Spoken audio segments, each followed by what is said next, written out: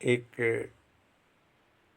غزل جو ہے بہت پرانی ہے، کئی دفعہ سنائی ہے، لیکن جس جب سناتا ہوں تب مجھے راحت، انبساط، مسرت، اطمینان،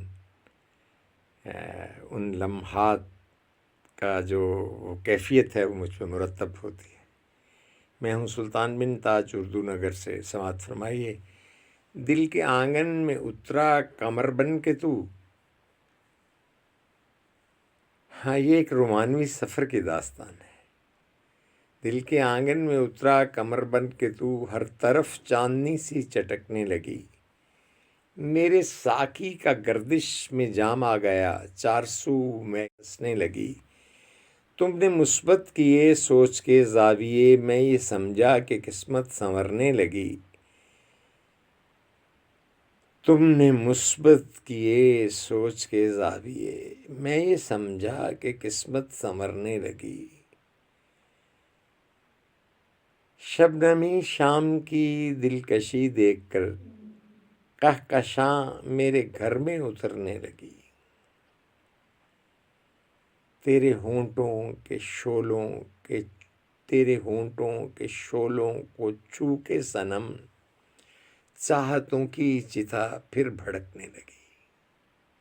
دل کے آنگن میں اترا قمر بن کے تو، ہر طرف چاندنی سی چٹکنے لگی، میرے ساقی کا گردش میں جام آ گیا، چار سو مے کی بارش برسنے لگی،